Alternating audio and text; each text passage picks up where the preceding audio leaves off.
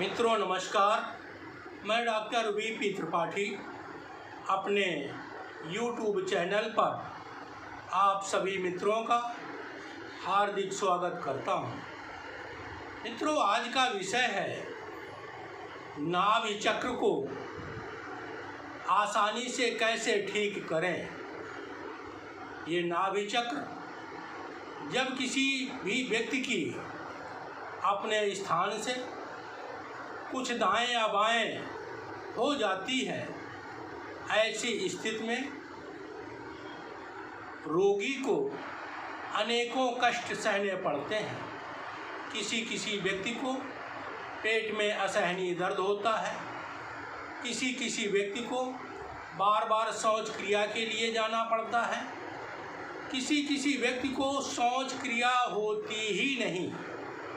कुछ ऐसे भी रोगी देखने को प्राप्त हुए हैं कि जिन्हें भोजन करने के तुरंत बाद अवश्य ही शौच क्रिया के लिए जाना पड़ता है। बहुत सारा इलाज करने के उपरांत भी ऐसे लोगों को क्षणिक आराम तो प्राप्त होता है, किंतु दवा का असर जैसे ही समाप्त हो जाता है, तुरंत ही उन्हें वही शिकायत पुनः हो जाती है। किन्हीं किन्हीं व्यक्तियों में ऐसा भी देखने को मिला है कि वो व्यक्ति थोड़ा सा भी यदि वजन उठा लें तो उनकी नाभि अपने स्थान से अवश्य ही हट जाती है और अनेकों प्रकार के कष्ट उन्हें सहने पड़ते हैं। ऐसा व्यक्ति हर समय दुखी जीवन ही व्यतीत करता रहता है। आज हम आपको इस संबंध में समुचित जानकारी देने का प्रयास कर रहे हैं कि आप कैसे जानेंगे कि आपकी नाभि चक्र अपने स्थान से हटी हुई है। सबसे पहले तो नाभि चक्र की जानकारी आपको कराने का प्रयास कर रहा हूं और इसके उपरांत आप नाभि चक्र को कैसे ठीक करेंगे घर पर ही, ये भी मैं आपको अवश्य ही बताऊंगा। इसके लिए एक रोगी अभी मेरे पास है, अभी मैं उसके हाथ देख करके आपको बताने का प्रयास कर रहा हूं कि नाभि चक्र कैसे जाने कि अपने स्थान से हटी हुई है अथवा नहीं। आइए।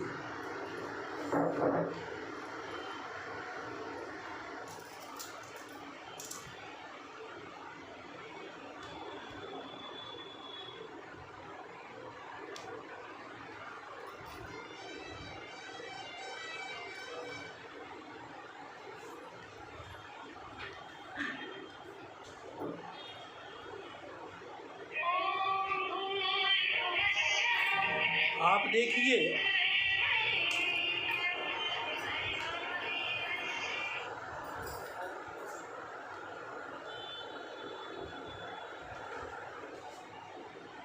जब भी किसी व्यक्ति की नाभि चक्र देखना हो तो आप देखें कि ये दोनों जो सेंटर की रेखाएं हैं, ये दोनों आपस में मिली हुई होनी चाहिए और ये दोनों रेखाएं भी आपस में मिली होनी चाहिए। इसके बाद हम मणिबंध, ये जो है, इस मणिबंध को भी हमें देखने की सख्त आवश्यकता है। जैसे इस रोगी में ये रेखाएं तो मिली हुई हैं, किंतु मणिबंध थोड़ी सी हटी हुई है। आप लोगों को स्पष्ट संभवतः जरूर दिखाई पड़ रही होगी। ये जब मणिबंध पूरी तरीके से ठीक हो जाएगी तो भोजन करने के उपरांत जो शौच क्रिया के लिए जाना पड़ता है वो अवश्य ही समाप्त हो जाएगा। इसके लिए मैं आपको अभी अवश्य ही निदान के बाबत बताऊंगा। आप अगर गौर से देखें तो ये सेंटर लाइन भी हल्की सी हटी हुई है, लिहाजा इस रोगी को विशेष दिक्कत न होते हुए भी हल्की फुल्की दिक्कत अवश्य हो रही है। आप ये बताइए कि क्या आपको शौच भोजन करने के उपरांत शौच क्रिया के लिए जाना पड़ता है? जाना पड़ता है। रोगी ने बताया कि हाँ, मुझे जाना पड़ता है। अब मैं इसका समाधान आपको बता रहा हूँ, आप इस पे लेट जाएं।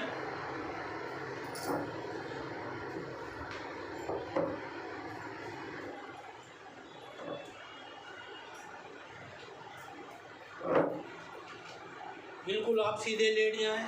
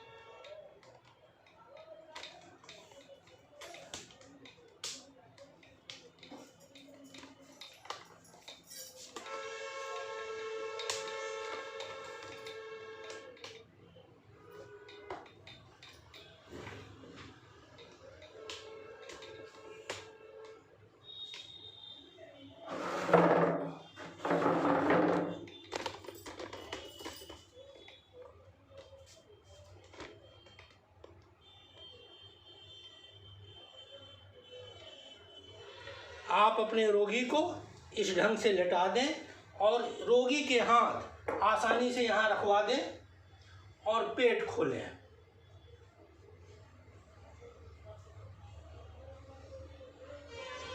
ये आपको स्पष्ट नाभि जरूर दिखाई पड़ रही होगी। इस नाभि में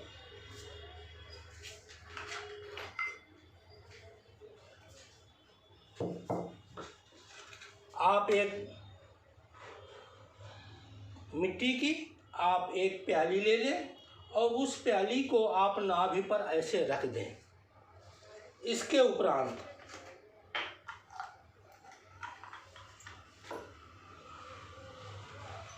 थोड़ा सा कपूर का आप टुकड़ा उसी प्याली पे आप डाल दें। प्याली पे डालने के बाद आप इसको जला दें। थोड़ा सा ये सावधानी रखें कि रोगी का किसी भी प्रकार से अहित न होने पाए।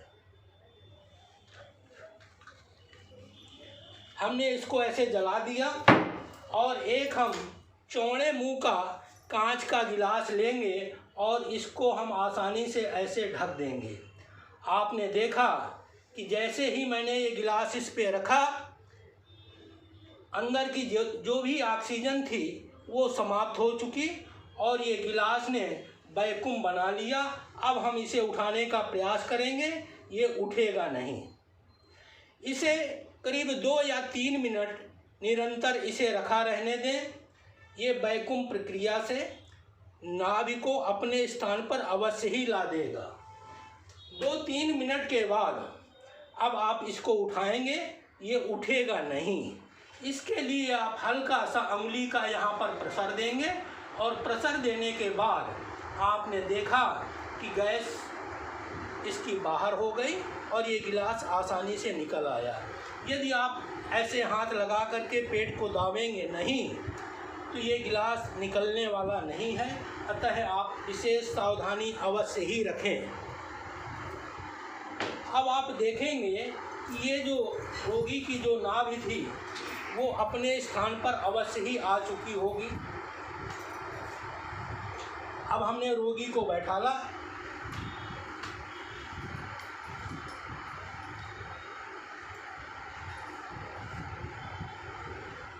अब आप पुनः गौर से देखें कि ये रेखाएं पूरी तरीके से मिली हुई हैं और ये जो मणिबंध बिल्कुल थोड़ा सा डिस्टर्ब था वो भी पूरी तरीके से आ चुका है।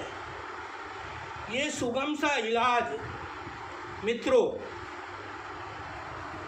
इस प्रक्रिया से आप आसानी से अपने रोगी को पूर्ण स्वास्थ्य लाभ दे सकते हैं। इसमें बिल्कुल भी संशय नहीं है।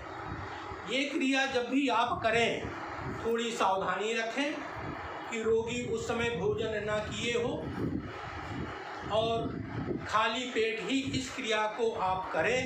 ऐसा करने से आप देखेंगे कि आपका रोगी अवश्य ही स्वास्थ्य लाभ कर चुका है।